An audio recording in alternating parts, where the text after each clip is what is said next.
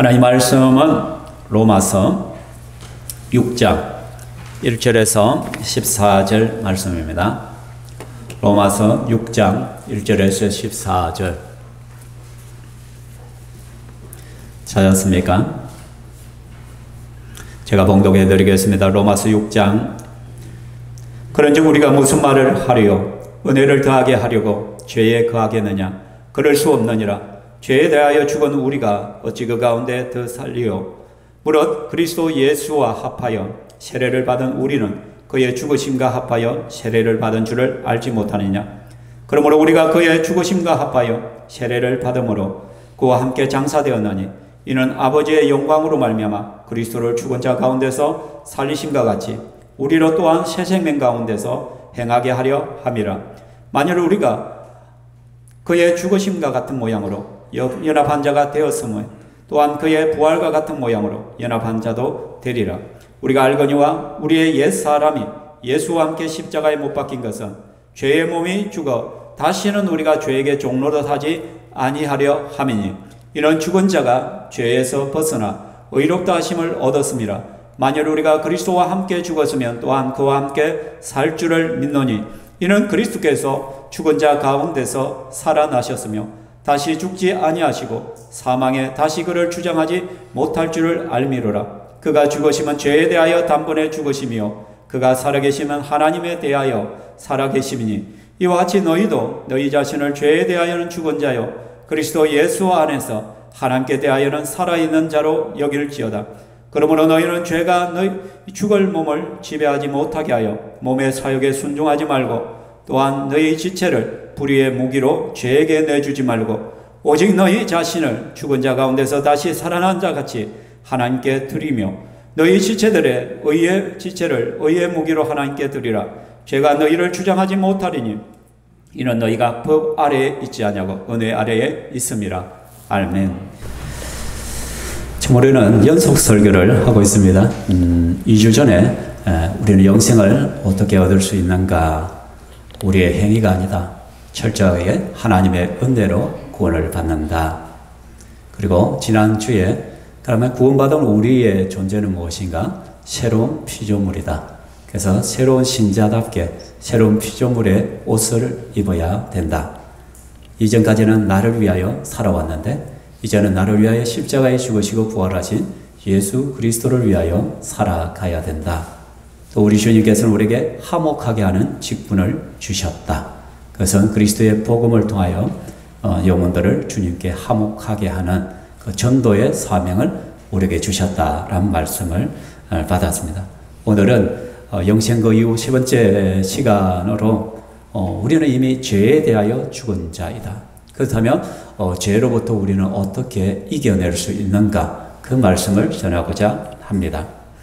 1987년도에 대한민국 제13대 대통령 선거가 있었습니다. 굉장히 반가운 얼굴들이죠. 그죠? 지금은 어떻게 보면 삶의 뒤안길로 가신 분들이 많은데 근데 이때 가장 최고의 이슈가 뭐였냐? 최고의 공약이 무엇이었냐?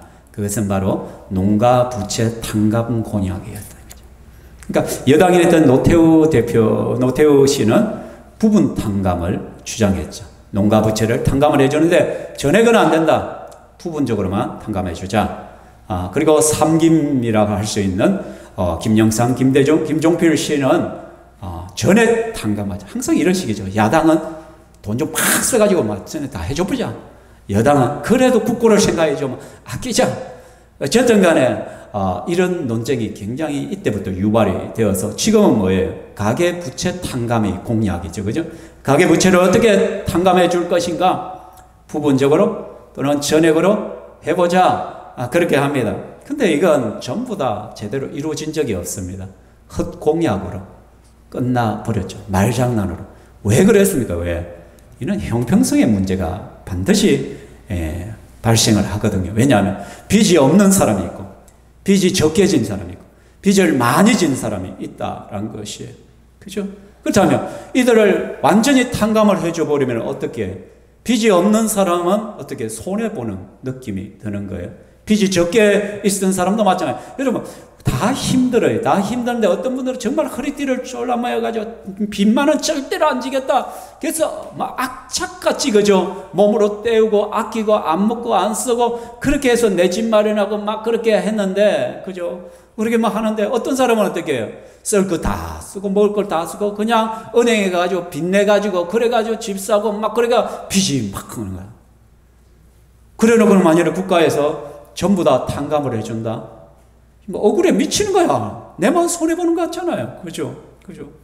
그리고 또 이런 데는 반드시 뭐가 써요? 국민의 세금이 써진단 말이죠. 그러니까 나는 빚을 안 냈는데 다른 사람 빚 갚는다고 내 세금이 흘러가게 된다는 그런 우려들, 형평성의 문제가 있고 또 하나는 뭐냐? 모랄 해저드다. 도덕적 해이가 발생하는 것이죠. 그죠? 아까도 말했지만 정말 아끼고 해야 되는데 국가에서 자꾸 뭔가를 탕감해주고 갚아줘 버리면 어떻게 해요? 도덕적으로 해이해지는 거예요. 뭐 또 우리가 이렇게 뭐 하다 보면 또 국가에서 뭐 좀 해주겠지. 좀 내가 갚아주겠지. 뭐 그리 빡빡하게 살아. 도덕적 해이 문제가 발생하는 거예요. 그러니까 이거는 탁상공론에 불과하다는 거예요. 쉽지 않은 문제라는 것이죠. 안 되는 것이죠. 근데 성경 말씀에 보니까요. 우리 하나님의 공약이 있더라고요.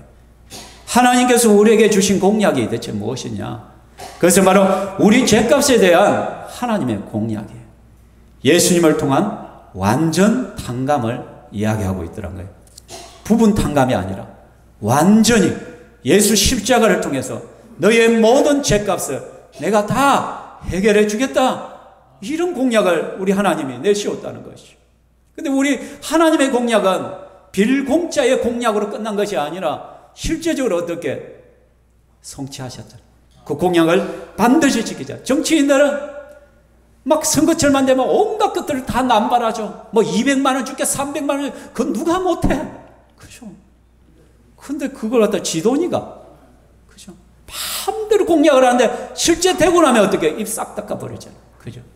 근데 우리 하나님은 그 공약을 반드시 이루시는 하나님이십니다. 그래서 10절 말씀에 같이 읽어볼까요? 그가 죽으심은 죄에 대하여 단번에 죽으시며 그가 살아계심은 하나님께 대하여 살아계십니다. 그가 단번에 그죠?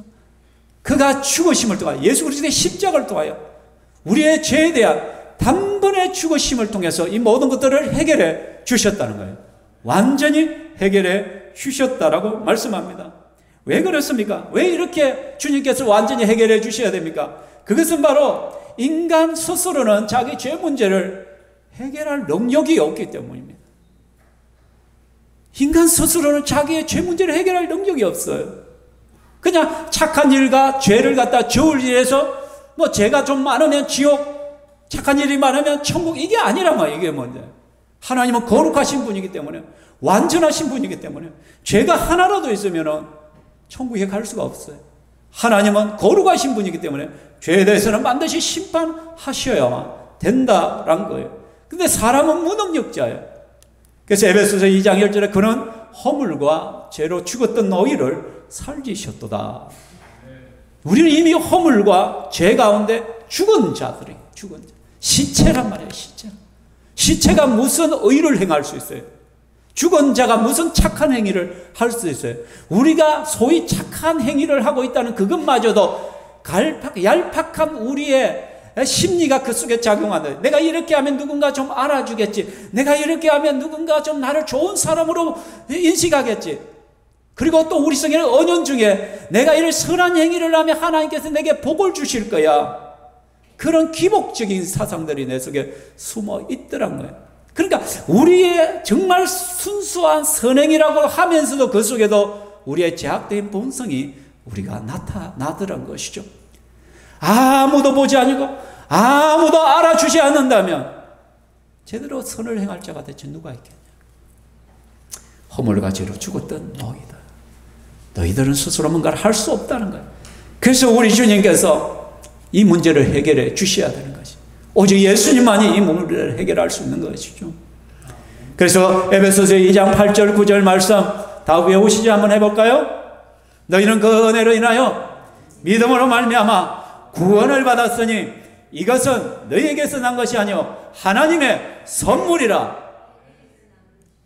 왜 입을 갖다 다 다물고 계세요? 이것도 못 외우세요?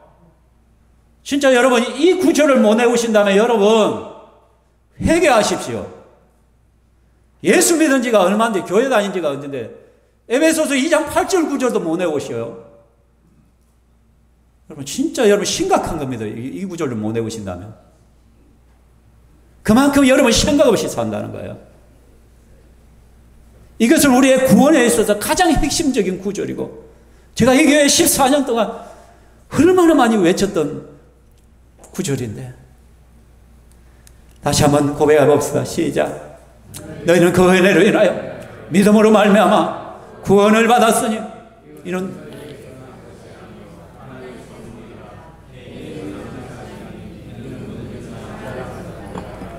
아멘. 못 외우신 분은 오늘 못 외우면 주무시지 마십시오. 잠들기 전까지 이것 반드시 외우십시오. 그 은혜에 의하여 믿음으로 말미암아 구원을 받았다. 이것이 너희에게서 난 것이 아니야. 너희 어떤 행함이나 착함이나 너희 노력을 한 것이야. 하나님의 선물이야. 하나님이 그냥 주는 선물이야. 은혜란 뜻이 뭐예요? 받을 자격이 없지만 그저 받는. 다시 따라해보세요. 은혜란 받을 자격이 전혀 없지만 그냥 받는 것이다. 그저 주는 것이다. 부모에게 우리가 사랑받을 자격이 아무것도 없지만 단지 내 자식이란 이유만으로 내 부모는 죽을 때까지 자식에게 그냥 줘요. 그냥 베풀어요. 그죠? 자식은요, 부모에게 돈 빌려주면요, 부모가 갚아줘요. 나중에 다시 벌어. 근데 자녀는요, 부모에게 빌려놓고는 안 갚아. 싹 입 닦아버려. 맞죠? 혹시 그런 분이 있으면 갚으시기 바랍니다. 부모에게 좀 맛있는 것도 사드리고. 부모는 늘 그냥 주는 거예요. 그냥. 하나님께서는 우리에게 그냥 선물로 우리에게 영혼을 주셨고 구원을 주신 거예요. 은혜를 베푸시는 거예요. 천국을 선물로 주시는 것이에요. 그렇기 때문에 만일에 이것이 전적인 은혜, 완전 탕감이 되지 않는다면, 부분 탕감이 된다면 우리는 절대로 구원받을 수가 없습니다. 내 스스로가 조금이라도 여기에 구원받는데 뭔가 보탠다고 하면 큰일 납니다, 여러분. 여러분, 다리가 있습니다. 계곡과 계곡 사이에 긴 다리가 있어요. 저기 몇 메다 되는지 모르겠습니다. 한 200m 되면. 그럼 200m 가운데, 아니면 100m 가운데, 여러분, 100m 가운데 99.9m는 쇠로 연결해가지고 튼튼하게 했어요. 그런데 거기에다가 0.1m를 실로 매달았다 생각해봐요. 이 다리를 건너갈 수 있는 사람이 있습니까? 없습니까? 한번 죽어볼랍니까? 한 건너가 보시랍니까? 100m 가운데 99.9m가 철골로 되어 있어. 그런데 0.1m, 기껏 해봐 0.1m, 100cm만 실로 연결되어 있어. 비교가 되지 않는 퍼센트지. 근데 여기에 못 지나갑니까, 여러분? 혹시 용기 있게 나 지나가 볼래? 하고 지나가 볼 사람 있습니까? 그게 딛는 순간 어떻게 실이 끊어지겠죠. 구원이 바로 이래. 만일에 우리의 구원이 99% 하나님의 은혜와 나의 1%의 나의 노력으로 내가 구원을 받는다면요, 실이 끊어져 버리듯이 우리의 구원은 끊어져 버립니다. 완전하신, 완벽하신 하나님의 은혜가 우리 속에 주어져야만 우리의 모든 죄값이 예수 십자가 가운데 다 씻음을 받는 것입니다. 하나님의 전액 탕감입니다. 근데 여러분, 공짜잖아, 공짜. 내 노력이 없대요. 근데 가만요. 어떤 놈은 죄를 많이 지은 놈이 있고, 어떤 사람은 좀 나름대로 착하게 살려고 하는 사람이 있고, 어떤 사람은 태어날 때부터 엄마 뱃속에부터 모태신앙이 있고, 어떤 사람은 지 마음대로 살다가 죽을 직전에 예수 믿고 구원받는 자들이 있어. 예수님이 십자가에 못 박혔을 때 한편 강도는 예수님을 저주하다가 막판에 머리가 새로 팍 돌아와가지고 어떻게 예수님 당신의 나라에 임할 때 나를 좀 기억해 주옵소서. 그때 우리 예수님 너와 내가 낙원에 있으리라. 천국을 보장받았잖아. 평생 강도짓하고 못된 짓 하다가 지금 죽음을 맞이하는 그 죄수가 마지막 순간에 예수를 붙들고, 아니 나는 처음부터 끝까지 진짜 모태신앙으로 막 이렇게 사는데, 아니 저 사람도 구원받고 나도 구원받고 이게 뭐야? 그렇게 구원받은 사람은 정말 더 감격이 있겠네. 모태신앙들은 보통 감격이 없죠. 그러니까 어떻게 해서 사는 거예요? 하나님의 은혜를 막 오해하는 사람들이 있어요. 은혜를 더 하려고 죄를 더 지어야 된다고 생각하는 거예요. 아니 내가 죄를 더 지어야 용서받을 때 그 감격이 더 크지 않은가? 그렇죠? 나는 죄를 조금밖에 짓지 않아서 구원받은 감격이 적어. 그렇죠? 솔직히 제일 억울하게 사는 사람들은 누구예요? 목사 자식들이 제일 억울하게 살죠. 뱃속에서부터 엄마 믿어, 부모의 신앙을 이어받아가지고 태어나 보니까 목사 자식들이야. 그러니까 막 그냥 집사 자식으로 태어났으면 좀 이거 해볼 텐데 목사 자식은 통제하는 게 너무너무 많아. 교회 와도 함부로 못해. 성도들이 막 눈꼽지요. 저 왜 목사 아들이 왜 그래? 맨날 눈총 받으면서 살아가야 돼. 막 스트레스 이빠이. 그런 나도 천국에 가고 지 마음대로 살고 뭐 엉망진창으로 살다가 막판에 예수 믿는 사람도 천국 간다니까 얼마나 억울해. 그죠? 또 어떤 사람들은 중간에 예수 믿는 사람들은 뭐 영도의 모 교회 어떤 집사는 보니까 무당짓 하다가 맨날 푸닥거리 하고 하다가 갑자기 예수를 영접하고는 무당에서 벗어나 이제 간증하러 돌아다니네. 온 교회에서 돈 주고 모셔가지고 간증 듣네. 나도 부럽대. 그죠? 나도 좀 그렇게 살면 좀 좋지 않았을까? 그러한 우리 속에 잠깐 뭔가 배알이 꼬여있는 막 그런 생각들이 들 때가 있다는 거예요. 이것은 하나님의 선한 의도를 악용하는 것이죠. 아무도 자기 스스로가 제 문제를 해결할 수 없기 때문에, 아무도 그 누구도 해결할 수 없기 때문에 우리 주님은 자기 한 몸 희생해서 우리에게 영원한 생명을 주신 것인데, 구원의恩증을 주신 것인데, 그죠? 로마서 5장 20절에 보면 죄가 더한 곳에 은혜가 더욱 넘쳤나니, 이 말씀을 오해를 해버린 거예요. 아, 죄가 더한 곳에 은혜도 넘치는구나. 나도 엉망으로 좀 살아가지고 좀 은혜를 풍성히 좀 받으면 어떻겠노? 중간에 믿은 사람들이 좀 뜨겁던데, 뭐 처음부터 예수 믿은 사람은 밋밋해가지고 이기면 이것도 못해 저것도 못해 다 못해 신앙이야. 근데 중간에 믿은 사람은 뭐 열정적으로 뭔가를 해보려 하네. 거기에서 오해가 생기더란 거예요, 여러분. 근데 바울이 뭐라고 해요? 같이 우리 크게 한번 고백합시다. 시작. 그런즉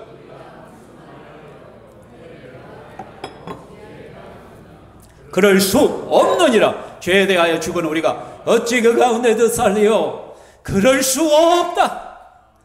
너희가 어찌 은혜를 더하게 하려고 죄에 거하려고 하느냐? 이런 어리석은 생각들을 하고 있느냐?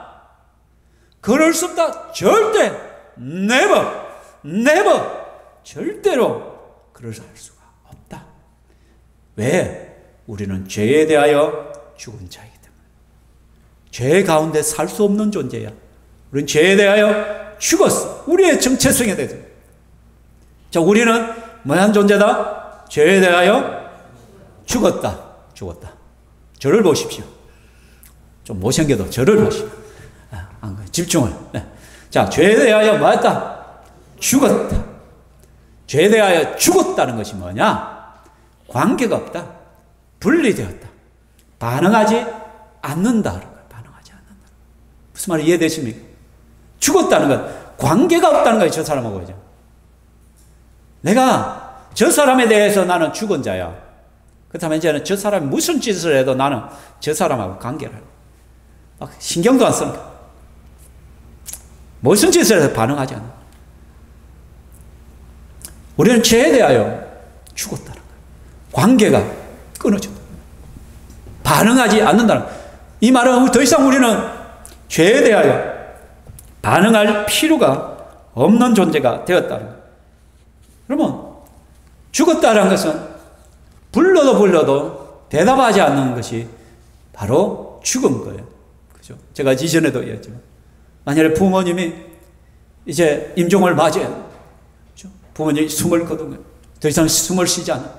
그럼 자식들이 엄마! 부르잖아요. 아무 소리가 없어요. 다시 엄마! 또 부르죠. 반응이 없는 엄마! 아무리 울고 불러도 대답하지 않아요. 반응하지 않는 거예요. 그게 죽음이에요. 죽은 거예요. 그렇죠? 우리는 죄에 대하여 죽었다는 거예요. 근데 우리는요, 예수를 믿기 전에는요, 죄에 대해서는 살한 자였어요. 하나님께 대하여 죽어있던 자였어요. 아담이 죄를 범함으로 말미암아 우리는 하나님 앞에 죽은 자가 되어버렸어요. 하나님과 관계없는 자가 되어버렸어요. 하나님께 반응할 수 없는 존재가 되었었어요. 그래서 하나님께서 우리를 불러요. 하나님께서 말씀하시는데 우리는 들리지가 않아요. 세상 사람들이 하나님께 죽어있기 때문에 아무리 예수 믿으세요, 교회 갑시다, 예수 믿어야 구원받습니다, 안 들려요. 그게 소리는 들리는데 의미가 없어요. 내게 반응하지 않아요. 오히려 욕해요. 오히려 우리를 어리석은 자라고 생각하고 비난하고 불평해요. 왜? 그들은 하나님께 대하여 죽어있기 때문에, 하나님께 대하여 반응할 수 없기 때문에. 그런데 죄에 대해서는 살아있기 때문에 죄의 유혹에 너무너무 쉽게 가. 지 마음대로 사는 게 죄라고 했잖아요, 여러분. 죄의 정의가 뭐예요? 내가 하나님 자리에 올라가는 것이 죄라고 했어요. 하나님이 내 인생의 주인인데 하나님 뜻대로 살지 않고 내 기분대로, 내 마음대로, 내 생각대로, 내 가치관대로 사는 것이 죄예요, 죄. 그게 죄잖아요. 그러니까 그 죄의 유혹에 늘 살아가는 거예요. 내가 하고 싶은 대로, 내 기분대로, 내 감정대로. 그 죄의 유혹에, 왜? 나는 죄에 대하여 살아있는 자이기 때문에. 예수 믿지 않는 자들은 죄가 조금만 손 흔들고 놀자고 하면 그냥 뛰어가서 함께 노는 거야. 뛰어노는 거야. 근데 이제 예수를 믿는 우리들은 죄에 대하여는 죽은 자요, 하나님에 대하여는 살아있는 자가 되었단 말이에요, 우리는. 그래서 이제는 죄가 아무리 유혹을 해도 우리는 노할 수 있는 권리를 가진대. 노할 수가 있는 거예요. 그 대신에 하나님의 말씀에 반응하는 자가 되었다는 거예요. 아멘. 여러분은 하나님 말씀에 반응합니까? 하나님께서 이 시간 저를 통하여 말씀하실 때 그 말씀에 믿음으로 반응하느냐는 거예요. 여러분의 양심을 통하여 하나님께서 말씀을 그거 하면 안 돼. 그때 반응하는 거예요. 반응할 거예요. 예수 생명이 충만한 사람들은, 예수 생명이 내 속에 풍성한 사람은 하나님의 음성에 즉각 반응을 합니다. 아, 이거 하나님이 싫어한 거예요. No. 죄가 유혹을 합니다. 죄가 유혹을 해요. 야, 어디 갈래? 그 죄의 유혹에 NO라고 말할 수 있어요. 야, 이거 괜찮아, 이거 할래? 아니야, NO라고 말해요. 나는 죄에 대하여 죽은 자이기 때문에. 그죠? 그러니까 우리는 이제는 죄의 유혹에 반응하지 않고 하나님께 대하여만 반응해야 되는 것이죠. 예수 십자가는 우리의 죄 문제뿐 아니라 뭐까지도요? 우리의 옛사람을 십자가에 못 박아버렸단 말이에요. 그래서 우리를 새 생명 가운데 살게 했단 말이에요. 새 생명 가운데. 이전에 내가 예수 믿기 전에 살던 그 죄의 습관들, 옛사람의 그 모습들, 온갖 죄악의 죄책감도 없이 그렇게 살아왔던 것들, 내 마음대로. 여러분, 예수 믿지 않는 자들에게 네 마음대로 사는 걸 죄라고 한번 해보십시오. 그 인정할 사람이 있겠어요, 없겠어요? 아무도 내 인생은 내 것인데 왜 네가 그걸 죄라고 해? 너 혐오 발언, 고발, 차별금지법이 이런 거예요. 내한테 기분 나쁜, 내 마음을 상하게 하는 말을 했네? 혐오 발언이야, 그거. 그럼 고발, 벌금 1,000만 원 이하, 2년 이하의 징역에 처한다. 이게 차별금지법 안에 있는 법안이에요. 여러분, 죄인을 하여 죄인이라고 말할 수 없고, 동성애자가 그 동성애의 행위가 죄라는 것을 이야기할 수 없게. 목사가 설교단에서 동성애를 죄라고 했네? 고발. 벌금. 이게 차별금지법이에요. 혐오 발언. 그렇죠? 이 땅에는 남성과 여성의 유전자밖에 없다. 제3의 성이란 건 없다. 동성애자를 비난했네? 혐오 발언, 고발. 여러분은 안 하겠죠. 그런데 조금이라도 저한테 감정이 상한 성도가 있다면 고발할 수 있는 거예요. 여기에 신천지나 하나님의 하나님의 교회 성령, 거기에 있는 이단자가 만약 여기 있다면 없는 것도 만들어서 고발해요. 어느 교회 갔더니 목사가 이런 설교를 하는데 고발. 그래서 유럽 교회가 무너진 거예요. 목사가 성경의 진리대로 선포할 수가 없고 죄를 죄라고 선포할 수 없고 하나님이 천지를 창조하셨다. 진화론자에 대한 혐오 발언인데 저거. 고발. 그렇다면 성경을 때려 고쳐야 돼. 하나님이 천지를 창조하셨다. 그래서 여러분 미국에서는요. 성경을 출판하는 출판사를 향하여 지금 재판이 소송 중입니다. 성경 안에 있는 그 혐오 발언들, 동성애에 대한 비난하는 그 문구가 다 삭제해야 되는데 남아있다. 이런 일들이 앞으로 차별금지법이 제정되면 우리 한국에서도 일어날 일들이라. 하나님 아버지라고 고백할 수가 없어요. 차별이잖아요. 왜 하나님 아버지만 고백하냐? 어머니도 있고 구별할 수 있는 제3의 성도 있지 않겠느냐? 그걸 몰라요. 성도들이 모르니까 그냥 넘어가요. 일반 대중들이 모르니까 그냥 넘어가는 거예요. 그냥 그 차별금지법이란 그 포장된 그 좋은 말에 속아가지고 그 안에 포장되어 있는 그 안 속에 있는 내용의 그 악법이 있다는 걸 모르는 거야. 그러니까 기독교인들을 그냥 비난하는 거죠.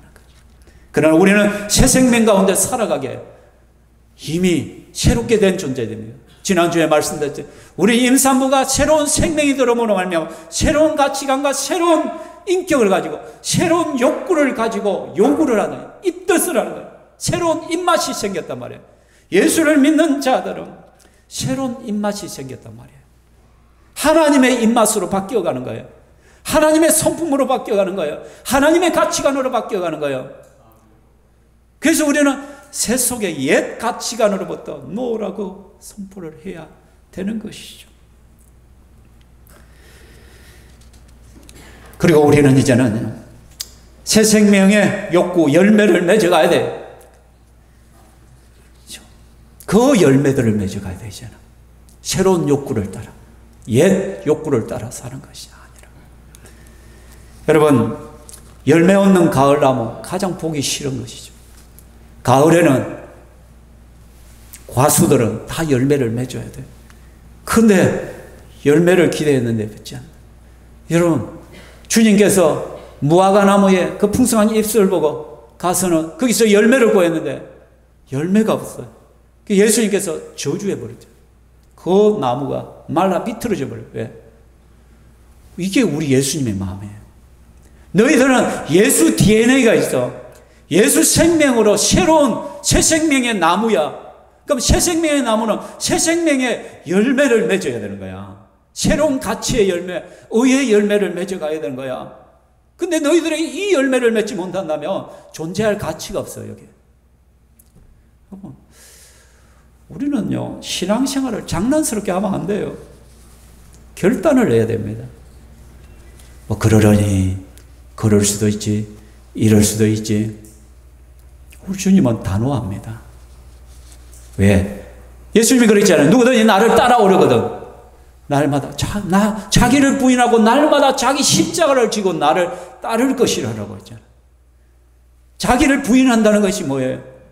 그 죄의 욕망, 욕구들, 옛 습관들, 그런 것들을 나와는 상관없다고 선언하는 거예요. 자기 십자가를 진다는 죽는다는 거예요. 죽는 거예요. 그래서 바울이 나는 날마다 죽노라. 나를 처복종시키는 끊임없이 내 안에 육적인 욕구와 그런 하나님이 기뻐하지 않는 일들, 그런 것들이 생각날 때마다 처복종시킨다고 그러고 말한 거예요. 이게 혹시 우리의 모습 아닙니까, 여러분? 열매 없는 가을나무. 예수는 믿는데 교회는 다니는데 진짜 예수쟁이의 향기가 납니까? 진짜 예수쟁이의 모습이 우리 속에 있냐? 구원은 우리의 죄값은 전액 탕감 은혜로 받았지만은 그 이후 구원받은 이후의 삶은 내가 구원받은 자를 증명하면서 살아가는 거예요. 나는 예수쟁이임을 증명하면서 그리스도의 편지로 이 땅에 살아가야 된다는 거예요. 그래서 누가 봐도 저 사람은 예수쟁이야. 아, 교회 다니는 사람이야. 그래서 주일에 예배당에 있는 것이 예수쟁이의 모습이에요. 주일에 딴 곳에 있는 거 아니잖아. 그죠? 예배 드려야 될 곳에 있어야 되는데 다른 곳에 있는 건 아니잖아. 예수쟁이가 아니잖아. 그 사람은 구원, 하나님의 은혜를 헛되이 받은 자들이죠. 그죠? 예수 받았으면 그 입술과 그 행위 속에 예수 그리스도의 향기가 나타나야 된다는 거죠. 그런데 우리가 안 되더라. 참 안 되더란 거예요. 왜 그래? 그것은요, 왜 우리가 자꾸 열매 맺지 못하고 죄의 유혹을 받느냐? 같이 읽어볼까요? 시작. 죄에 대하여 내가 죽었지 죄 자체가 죽은 것이 아니기 때문에. 죄가 사라진 게 아니기 때문에 여러분. 죄에 대하여 내가 죽은 거예요. 법적으로 나는 죽은 거예요. 여기서 말하는 법적인 것을 말해요. 여러분, 법과 내 삶은 달라요. 그죠? 죄에 대하여 법적으로 내가 죽었는데, 근데 죄 자체란 것은 사라진 것이 아니에요. 죄는 살아있기 때문에 끊임없이 우리를 유혹해요. 그렇죠? 그러다 보니까 죄의 유혹이 오면 옛날에 내 습관들이 남아있다 보면 움츠러드는 거예요. 섬찟한 거예요. 순간적으로 멈추게 되는 것이죠. 그렇죠? 여러분, 우리가 잘 아는 유명한 소설이 있죠. 마크 트웨인의 왕자와 거지란 소설이 있습니다. 거기 보면 헨리 8세의 아들 에드워드 왕자와 거지 소년 톰의 이야기가 나옵니다. 우연히 그 둘이가 만났는데 생김새가 너무 닮은 거예요. 마치 쌍둥이 같은 거예요. 에드워드는 늘 왕궁 생활만 답답해가지고 좀 세상 구경하고 싶고, 거지 소년 톰은 늘 그 거지로 아버지한테 두들겨 맞고 매 맞고 배고프고 그 인생이 너무 비참한 거야. 그래서 좀 잘 살았으면 좋겠다는 그런 욕망이 있잖아. 그래서 에드워드 왕자가 제의를 하잖아. 우리 하루만 옷을 바꿔 입고 하자. 네 옷 내줘. 내 좀 세상 구경. 하루만 네 왕궁에 들어가서 왕자 역할 좀 해. 그 딜을 한 거죠. 근데 이 톰이 왕자의 옷을 입었어요. 근데 시중에 와가지고 어떻게 막 밥도 떠먹여 주려 하고, 그죠? 막 똥을 싸야 된다 요강을 들고 오는가? 너무 어색한 거야, 어색하면. 좀 나더라고. 음식을 먹을 때 맨날 이렇게 먹었는데 어떻게 격식을 가지고 포크와 나이프를 가지고 하려고 미치겠는 거야. 옛 습관들이 그대로 나오는 거야. 푹푹 튀어나오는 거예요. 그죠? 여러분, 신분은 바뀌어도 옷을 바꿔 입었지만은 내 옛 습성은 그대로 남아있는 거예요. 이게 예수쟁이의 모습이란 거예요, 여러분. 법적으로 내가 그리스도인이 되었지만 여전히 옛 습관들이 내 속에 남아있다는 거예요. 이스라엘 백성들의 출애굽을 해서, 그래서 그 노예살이하던 민족을 하나님께서 모세를 통하여 애굽에서 출애굽시켜서 자유인이 되게 했단 말이에요. 근데 자유인이 되게 했는데 그들은 광야에서 40년을 보내야 했어요. 그 광야 40년이 무슨 기간이냐? 때 빼는 시간이에요. 그 노예 근성 40년을, 노예 근성을 40년 동안 빼내는 작업이에요. 하나님만 의지하고 노예 근성을 빼기 위하여 40년 뺑뺑이 도는 거야. 무슨 말이 이해되십니까? 그 다음 우리가 예수를 지금 믿어서, 예수 믿었다고 당장 내가 그 노예가 옛날 그 옛 습관이 다 사라질까요? 다 사라지지 않는 거예요. 그래서 그것들이 나를 유혹을 하는 거예요. 그래서 제가 쉬운 예를 하나 들었잖아요, 이전에. 그죠? 돌쇠라는 하인이 있는데, 원래는 김진사 때 하인이어서. 근데 김진사 가세가 줄어가지고 이 종 돌쇠를 갖다가 팔아서 박진사한테 팔았어. 그러면 법적으로는 이제는 돌쇠는 누구의 하인이에요?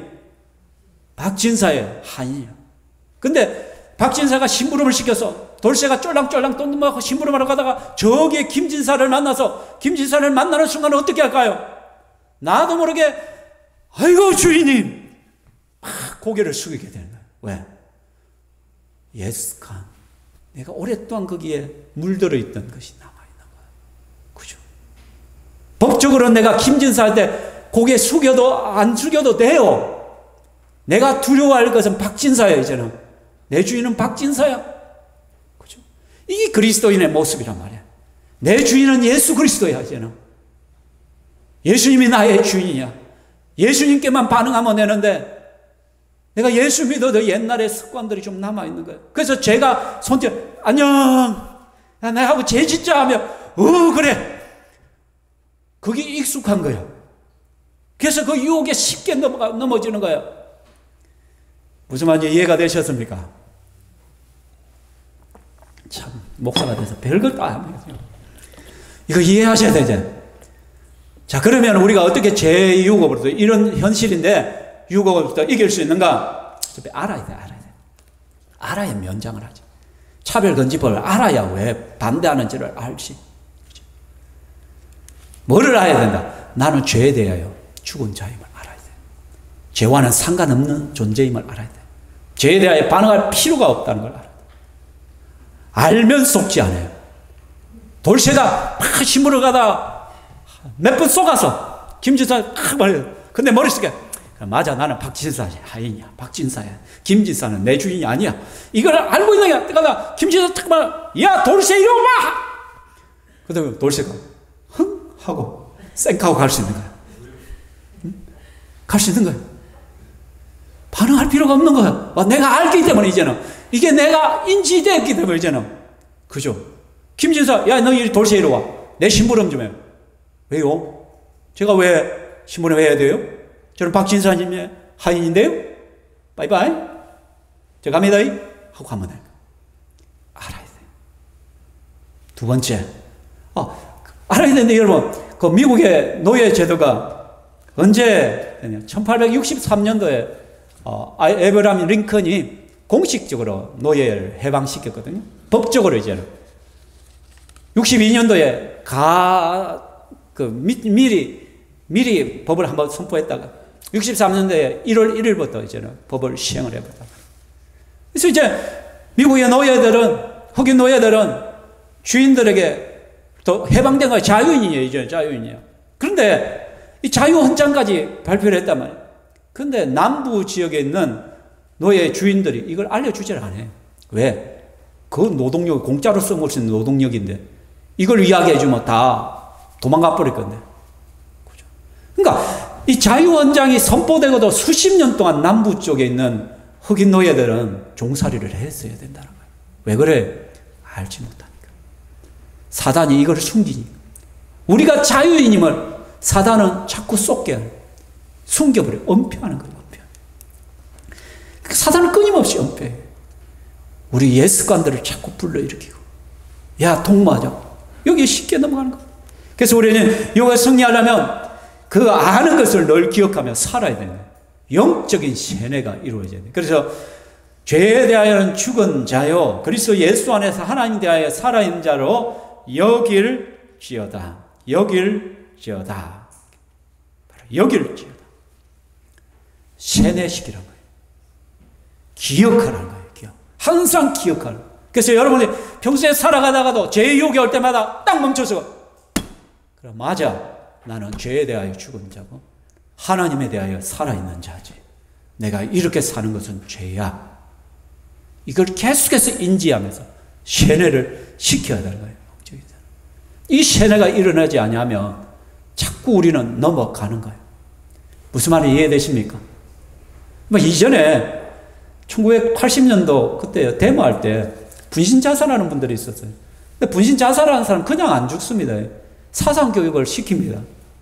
몇 주 동안 딱 한 곳에서 계속해서 사상교육 시키고 그 다음에 죽을 때 무슨 말을 외칠 것인가? 그 불을 자기 몸에 하고 그 뜨거운 가운데서도 무슨 말을 외치고 죽을 것인가를 해요. 제가 사학과 출신이었잖아요. 대모 선봉장에 과였잖아요. 제가 알고 있던 목사님은 그 세뇌 교육을 했던 목사님이에요. 예수 믿고 지금 거듭나 있는데 자기가 그 세뇌 교육을 시켰다. 그렇게 세뇌가 되니까 어떻게 마지막 하염 속에서도요 막 외치는 거예요. 정권 타도 막 대통령 물러가라 하면서 죽음을 맞이하는 거죠. 세뇌가 굉장히 무서운 거예요. 여러분. 그래서 제6을 승리하려면 이제 세 번째, 적극적으로 나를 의의 무기로 하나님께 드려야 됩니다. 13절 읽어볼까 시작. 그러므로 너희는 죄가 너희 죽을 몸을 지배하지 못하게 하여 몸의 사욕에 순종하지 말고 또한 너희 지체를 불의의 무기로 내주지 말고. 너희들은 죄에 대하여 죽은 자이기 때문에 너희의 몸을 죄가 지배하지 못하게 해야 돼. 몸의 욕구가, 너희는 본성의 욕구가 순종하면 안 돼. 너희의 지체를 가지고 눈과 손과 발을 가지고 죄 짓는 데 사용하면 안 돼. 그래서 예수님께서 네 눈이 범죄하거든 네 눈을 뽑아버리라 그래서 예수님께서 두 눈 다 가지고 지옥 가는 것보다 한 눈 뽑아버리고 천국 가는 것이 낫다라고요. 네 손이 죄 짓는데 그 손이 사용하면 손을 잘라버려야 돼. 두 손 다 가지고 지옥 가는 것보다 한 손만 가지고 천국 가는 게 낫다. 여러분의 눈이 엄난하고 더러운 것이 계속 그런다면 여러분 눈을 쳐야 돼요. 그렇다고 뽑아란 게 아니고 때려. 이놈은 놈 나를 아주 지옥에 보내. 내 손이 자꾸 범죄하는데 죄 짓는데 사람 손을 쳐야 돼요. 여러분 발을 쳐야 돼요. 아 여기 가면 안 되는데 가면 안 되는데 가면 안 되는데 발을 갖다 들고 차버려야 돼요. 여러분 그 정도의 각오를 가지고 신앙생활을 하란 거예요. 지금 무슨 말이 이해되십니까? 그냥 죄의 습관과 유혹이 오는 대로 가만히 놔두면 안 된다는 거예요. 게으름이 몰려올 때 여러분 아이고 좀 더 자자 좀 더 자자 아이고 좀 더 쉬어야지 가만히 놔두면 안 돼요. 여러분 벌떡 일어나요. 그때 아니 뭐 옆에다 바늘을 갖다 놔 바늘을 막 찔러 어이구 하고 이러 그죠? 막 그렇게 해서라도 여러분을 각성시켜야 돼요. 제 말이 아니고 주님의 말씀 성경이 그렇게 말씀. 그래서 오직 너희 자신을 죽은 자 가운데서 다시 살아난 자같이 하나님께 드리며 너희 지체를 의의 무기로 하나님께 드리라. 이 말은 쉽게 하나님이 기뻐하시는 일에 너희의 육체를 사용한다는 거예요. 좋은 것 보고 너의 입으로 좋은 것 찬양하고 주님을 높이고 기도하고 예배 드리고 예배당에 와야 될 발걸음이 딴 데 가면 안 돼. 그 손을 가지고 죄 짓는 데 사지 마요. 교회를 섬기고 성도들을 섬기는 데 사용하고 말씀에 순종하면서 살고 그렇게 사는 거예요. 말씀을 맺고자 합니다. 그 불교에서 굉장히 유명한 스님이 있죠. 성철 스님이죠. 1993년도에 열반했다 하라고 하는데 이분이 마지막 죽으면서 했던 말이 굉장히 유명해진 말이 있잖아요. 산은 산이로다 물은 물이로다. 불교 신자들이 이게 엄청난 말씀인 줄을 이야기하는데 너무 간단한 말씀이에요. 이건. 물은 물이고 산은 산. 객관화해 객관. 물은 물이고 산은 산이고 나는 나고. 무슨 말이냐? 성철 스님이 결혼을 했었잖아요. 자녀도 있고 딸들이 있고. 그러니까 속세를 버리고 중이 되었는데도 불구하고 자꾸 죄의 유혹들이 와요. 속세가 자꾸 생각나요. 그러니까 어떻게 물타리를 치고 혼자 언둔 생활을 하는 거예요. 그리고 잡을 안 써, 칠도 안, 앉아서 자고, 앉아서 먹고, 등을 안 붙이고, 고행을 하는 거예요. 그래서 그 육체의 욕망을 벗어나려고 했는데, 그가 죽음을 앞두고 깨달은 게 바로 이 진리예요. 산은 산이고, 물은 물이구나. 객관을, 뭐냐면, 죄가, 탐욕이, 욕심이 올 때 뭐냐면, 니는 먹고, 나는 나야. 너와 나는 상관이 없어. 이기는 방법이었어요. 여기서 조금만 왔으면 예수님을 발견했을 거예요. 예수님 코앞에서 무너진 분이에요. 실제 이 사람. 그래서 이 사람이 마지막 열방성에 뭐라고 했냐면 같이 읽어볼까요? 일생 동안 남녀의 무리를 속여서 하늘 넘치는 죄업은 수미산을 지나친다. 산채로 무간지옥에 떨어져서 그 한이 망갈래나 되는데 둥근 한 수레바퀴 붉음을 내뿜으며 푸른 산에 걸렸도다. 자기 고백이에요. 일생 동안 남녀의 무리를 속였다. 내가 안다라고 설법을 하고 가르쳤는데 결국은 남녀 무리를 속이는 것이었다. 그래서 하늘 죄, 내 죄가 얼마나 많은데 이 죄업이 수미산에 가득할 정도로 내가 왜? 지도자가 잘못 지도하고 이끌어가면 수많은 사람들로 잘못된 길로 이끌어갈 수가 있어요. 죽음 직전에 이걸 깨달은 거예요. 산채로 내가 무간지옥에 떨어져서 그 한이 망갈래나 된다라고. 이걸 갖다 불교 신자들 또 뭐 이상하게 해석해가 예수님처럼 미화를 시켜가 스님이 인생의 수많은 사람들의 고뇌를 대신 지고 자기가 지옥 간다라고 말했대. 웃기는 소리. 아니죠. 이거예요, 여러분. 솔직히 우리가 죄를 이기는 방법은 나는 죄에 대하여 죽은 자. 하나님께 대하여 산자임을 기억하고 인지하고 자꾸 세배하면 내가 죄의 유혹에 반응할 거야. 그래서 외쳐야 돼. 야, 니 뭔데? 예수 이름을 명하네. 떠날지어다. 엄난한 생각이 되고 엄난한 행위가 내 속에 들어. 나와 너는 상관이 없어. 예수 이름을 명하네. 떠날지어다. 내 생각에 일어난 모든 사고와 더러운 것들은 예수 이름으로 떠나갈지어다. 내 속에 유혹이 와서 행동에 잘못된 길을 행하려고 잘못된 말을 하려고 할 때마다 입 닥쳐. 예수쟁이는 그렇게 말하면 안 돼. 객관화시켜야 돼요. 그래서 또한 나 자신은 의의 무기로 들으려고 하나님 말씀해 주냐 하나님께 반응하려고 저와 여러분이 노력해야 돼요. 이런 삶을 살아갈 때 여러분 이게 이제 쌓이고 쌓이면 쉬워지는 거예요. 습관화되기 시작. 그때 이제는 니 뭔데? 바이바이. 바이바이. 안녕. 그냥 쉽게 넘겼어. 근데 이게 훈련이 안 된 사람은 너무나도 쉽게 죄의 유혹에 자꾸 넘어가는 것이요. 적극적으로 사십시오. 어쨌든 내 삶을 통하여 하나님께 영광을 돌려 살아가는 저와 여러분 되기를 주의 이름으로 축원합니다. 이 시간에 우리가 찬양하겠습니다. 나의 만족과 유익을 위하여 우리 이 찬양 하나님 앞에 겠습니다.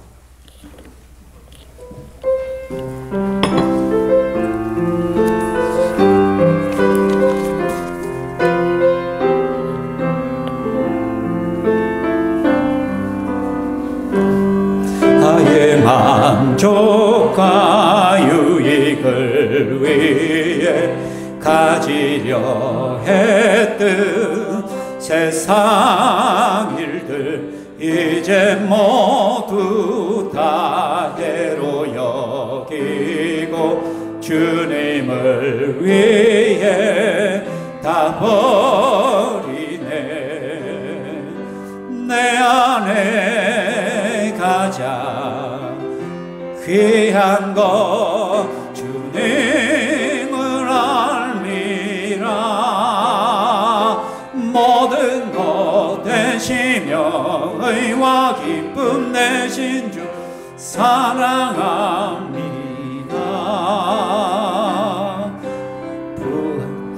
부활의 능력 체험하면서 주의 고난에 동참하고 주의 죽으신 본을 받아서 그의 생명에 참여하네. 내 안에 가장 귀한 것 주님을 알미라. 모든 것 되시며 의와 기쁨 내신 주 사랑합니다. 나의 주. 시간 우리 함께 기도합시다. 우리는 죄에 대하여 죽은 자고 의에 대하여 살고 하나님께 대하여 산 자입니다. 죄의 유혹이 옛 본성들이 내 마음대로 하고 싶은 욕구들이 끊임없이 옵니다. 그러나 우리는 하나님께 대하여 산 자고 죄에 대하여 죽었습니다. 가감에게 놓으라고 외치고 나는 하나님 대하여 산 자야. 나는 하나님의 백성이야. 하나님의 자녀야. 나는 주를 위하여 살 거야. 주님을 기쁘시게 하는 삶을 살 거야. 결단하시고 하나님 순간순간마다 그것이 기억나게 하시고 내 자신을 의의 무기로 하나님 옆에 올드리는 삶이 되게 해달라고 같이 기도하겠습니다.